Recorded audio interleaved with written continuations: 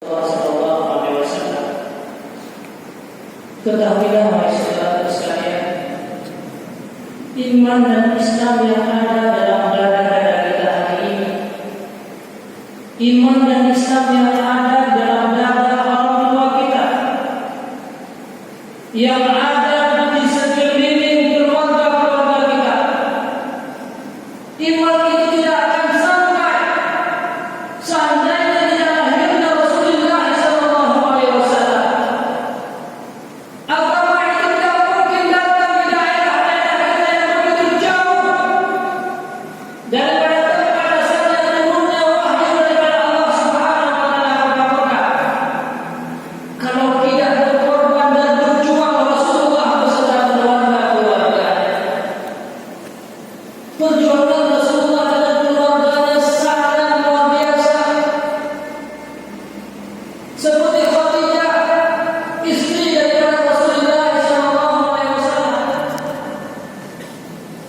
di mana Khadijah merupakan seorang wanita yang hartawan, yang punya kemuliaan yang tinggi. Orang-orang di kota Mekah, bahkan di sekeliling kota-kota yang ada di sekitar kota Mekah, kagum terhadap seorang Khadijah. 2/3 kekayaan yang ada di kota Mekah itu miliknya Khadijah. Sepertiga milik bersama. Mungkin tidak ada manusia yang hari ini yang punya kekayaan 2/3 di sebuah daerah, tetapi 2/3 kekayaan Khadijah, kekayaan kota Mekah miliknya Siti Khadijah. Setelah beliau menikah dengan Rasulullah Sallallahu Alaihi Wasallam, beliau korbankan seluruh hartanya. Beliau sumbangkan seluruh hartanya. Dari seorang yang kaya dikagumi oleh orang-orang Quraisy, oleh orang-orang Mekah, akhirnya Khadijah menjadi manusia-manusia yang miskin. Jangankan memiliki rumah dan tempat tinggal, hanya tersisa pakaian di tubuh beliau setelah beliau berkorban hidupnya, wahai saudara. Sehingga pada suatu hari Rasulullah Sallallahu Alaihi Wasallam sangat dengar pulang daripada sebuah peperangan. Rasulullah masuk ke rumahnya, Khadijah telah menunggu dan berdiri. Itulah adat seorang istri kepada suami. Pada saat dua suami beliau, maka pun menghormati ibunda Khadijah oleh Rasulullah. Akhirnya karena Rasulullah hebat dalam perjuangan, beliau tertidur dalam pangkuannya Khadijah. Tidur Rasulullah dalam lubung Khadijah. Dipandang dengan pandangan yang sangat mendalam, dia terluka Rasulullah. Pada dipandang oleh Khadijah dalam pandangan Rasulullah, maka benar-benar Rasulullah hebat karena awal-awal Islamnya sangat sulit dalam berdakwah. Suka sangat sedikit manusia yang tahu tentang Islam.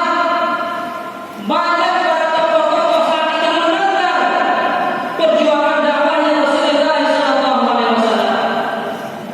Akhirnya nur di mata Khadijah. Banyak ingat-ingat Khadijah, ada kebutuhan dengan Rasulullah, dan dari awal dia meninggal dipanggil Rasulullah. Seandainya dia meninggal bersama-sama, maka siapa yang akan membantu dakwahnya Rasulullah Sallallahu Alaihi Wasallam? Timur-timur telinga dan yang rupa nur di mata Khadijah. Sayangkan agama, sayangkan dakwah Rasulullah Sallallahu Alaihi Wasallam. Akhirnya terjun Rasulullah karena nur di hati muka Rasulullah. Maka bawaannya kalian Khadijah sedang mandi dengan air mata. Air mata yang mengalir itu sangat deras sekali, bukan sedikit wahai saudaraku. Sangat banyak air mata yang keluar daripada Khadijah. Keluar air mata dari Khadijah bukan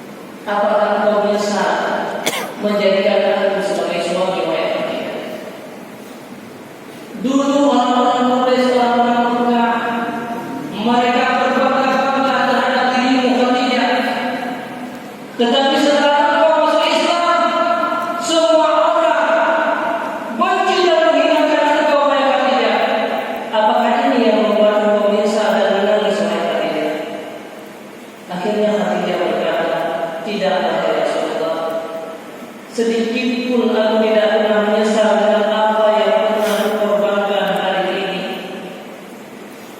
Aku tidak menangis gara-gara aku tidak memiliki harta. Aku bukan menangis karena aku hari ini hanya memiliki sehelai pakaian di badanku.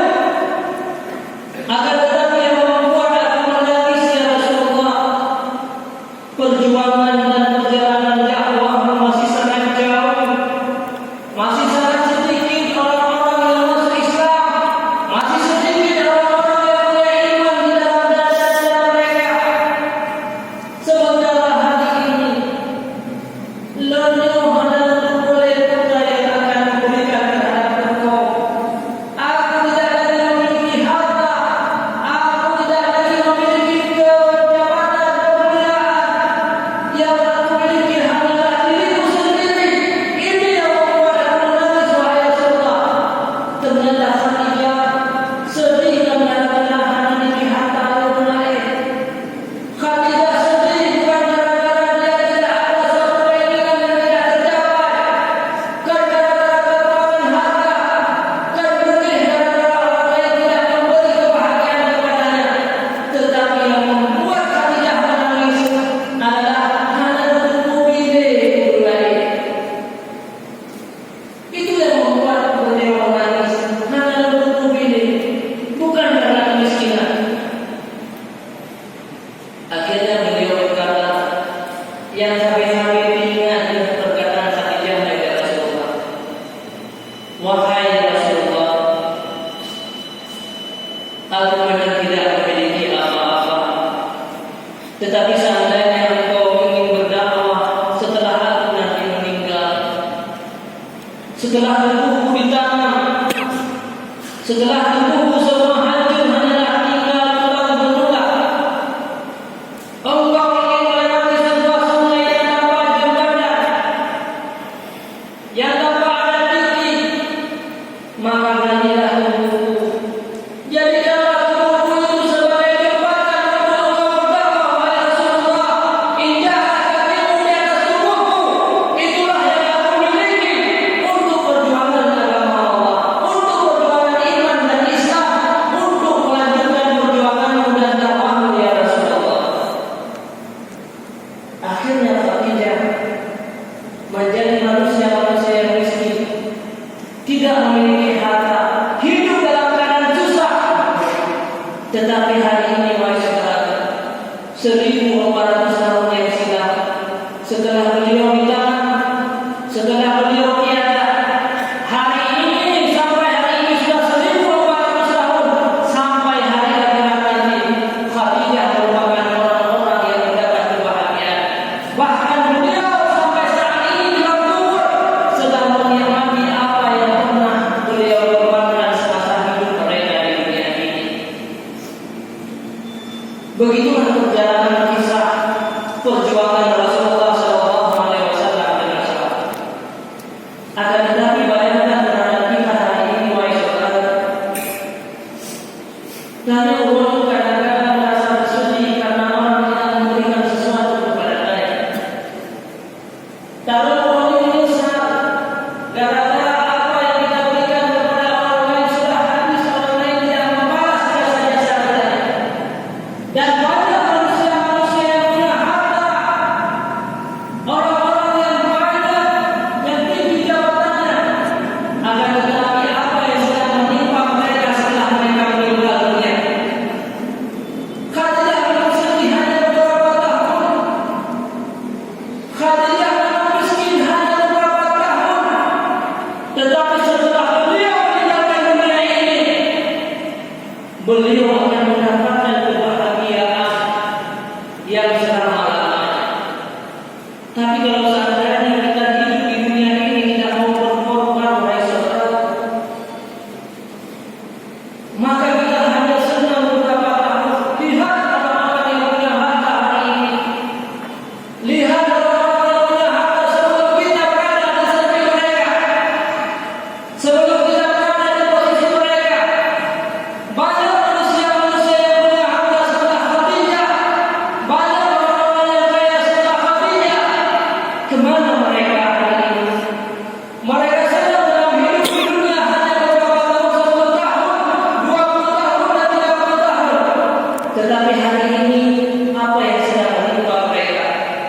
dan apa yang akan menimpa kepada mereka di akhir kehidupan mereka nanti. Na'udzubillah subhanallah. Lagi perjuangan Rasulullah sallallahu alaihi wasallam untuk kita. Seandainya Khadijah tidak mau mengorbankan hartanya 2/3 kota Mekah, seandainya mereka Siti Khadijah tidak mau menahan kepahitan hidupnya hanya dengan sehelai pakaian di tubuhnya, tidak mungkin Islam ini datang di daerah-daerah kita.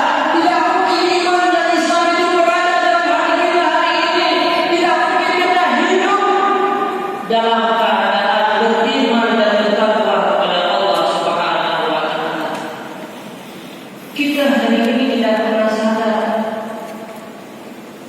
dari mana datangnya agama terhadap kita. Kita hari ini tidak pernah membayangkan siapa yang mengislamkan nenek-nenek kita dan keluarga kita. Padahal iman dan Islam ini kita sebuah nikmat yang paling besar yang Allah berikan kepada kita. Sebuah kasih sayang Allah yang paling besar itulah iman yang ada dalam dada-dada kita. Lewat perjuangan, lewat kepahitan, lewat darah yang berbuat dalam darah Rasulullah dan keluarga beliau. Maka yang bersyukurlah wahai saudara. Maka ada nikmat yang paling lain itu selain daripada kita mengenal kembali bagaimana perjalanan Rasulullah sallallahu alaihi wasallam. Bahkan wahai saudara sekalian, hari ini tanamkan rasa rindu kita kepada Rasulullah sallallahu alaihi wasallam. Beliau selalu merindukan kita. Beliau selalu menanyakan kita, umatku, wahai umatku. Semenjak beliau lahir, beliau bersujud. Beliau menanyakan tentang nasib kita. Bagaimana nasib umatku? Bahkan ada suatu hari Rasulullah sallallahu alaihi wasallam datanglah seorang malaikat Jibril. Jibril berkata kepada Rasulullah, "Ya Rasulullah, Allah memberikan salam. Allah memberikan salam kepada engkau ya Rasulullah. Allah berfirman, Allah berkata bahwa umatmu nanti di akhir zaman Allah akan menerima taubat bagi umatmu kalau seandainya dia bertobat kepada Allah 3 tahun sebelum meninggal dunia." Bandingkan ini ya Rasulullah, lihat sebelum meninggal berkata taubat kepada Allah, maka sungguh sangat banyak umatmu nanti yang akan masuk dalam neraka jahanam. Sungguh banyak umatmu nanti yang menjadi manusia celaka dan durhaka. Sungguh banyak umatmu nanti menjadi manusia-manusia yang menyesal dan rugi di hari akhirat. Bayangkan berapa banyak manusia yang bertobat 3 tahun sebelum dia meninggal. Akhirnya Rasulullah menangis. Tidak merasa senang wahai para malaikat, sungguh banyaklah umatku. Akhirnya Allah Maha mengetahui. Misalkan dalam Jibril, karena sedih Rasulullah sallallahu alaihi wasallam dengan apa yang disampaikan oleh Allah. Ninja Nabi Jibril sampaikan kepada Nabi Muhammad, putra umat Nabi Muhammad, nanti kemudahan oleh Allah. Kalau dia 3 hari sebelum 3 bulan sebelum meninggal dia bertobat, maka Allah Subhanahu wa taala akan mengampuni segala dosa-dosa mereka dan mereka termasuk ahli surga. 3 bulan sebelum meninggal wahai saudara. Banding-banding Rasulullah juga beliau masih menangis. Hana puas dalam hati Rasulullah. Bayangkan wahai Jibril, umatmu nanti 3 bulan sebelum meninggal dia bertobat. Sangat sedikit umatmu yang mengerjakan demikian. Tidak mungkin apalagi umatmu yang lahir di akhir zaman yang dipenuhi oleh segala kejahatan-kejahatan. 3 bulan sebelum meninggal dia Jibril, mohonlah kepada Allah untuk Allah lebih memudahkan lagi terhadap umatmu.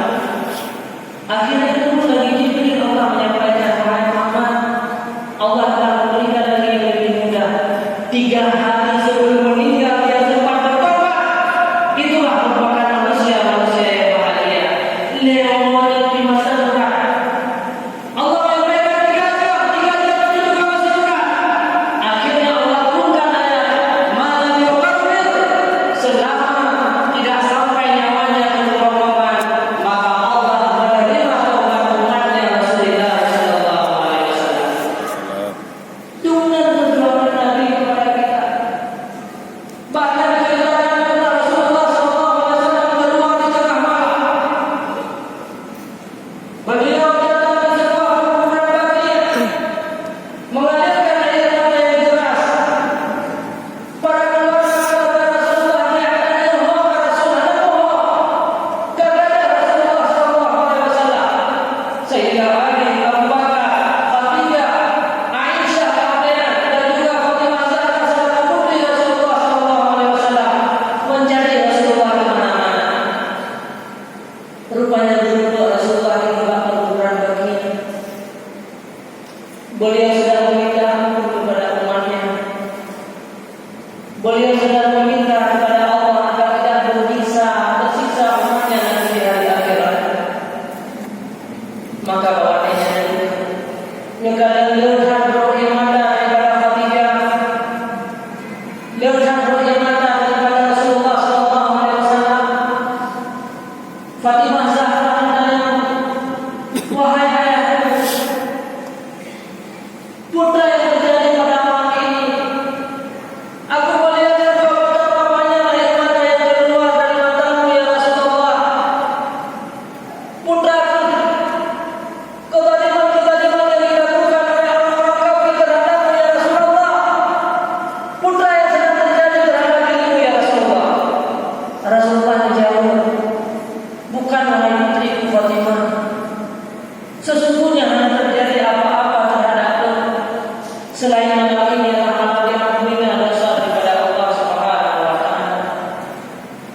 Akhirnya beliau berkata, Ya Ali wa ya Abu Bakar, wahai Ali dan Abu Bakar, bersujudlah kamu kedua kamu kepada Allah. Mintalah keampunan kepada seluruh laki-laki yang hidup di masa yang akan datang yang berdosa kepada Allah. Sayyidina Abu Bakar selaku mertua Rasulullah, Sayyidina Ali selaku menantunya Rasulullah, beliau juga bersujud. Beliau juga menangis. Kemudian beliau berkata, Rasulullah berkata kepada anaknya, ya Fatimah, wa ya Aisyah, wa istriku, maka kalian juga bersujud di hadapan Allah pada malam ini. Mohonlah keampunan untuk seluruh para wanita yang hidup di masa yang akan datang yang berdosa kepada Allah. Siapa ada manusia yang sedemikian kasih sayang kepada orang lain? Mereka mau mengalirkan air matanya hanya untuk kesuksesan di hari akhirat. Seluruh keluarga Rasulullah menangis di hadapan Allah agar Allah mengampuni segala lelaki dan wanita-wanita jahat, wanita-wanita dan lelaki yang berdosa di masa yang akan datang. Mereka yang menangis, air mata mereka adalah supaya kita menjadi orang-orang yang bahagia. Makanya umi dan kursi sekalian, saudara sekalian, Rasulullah bersabda dalam sebuah hadis, la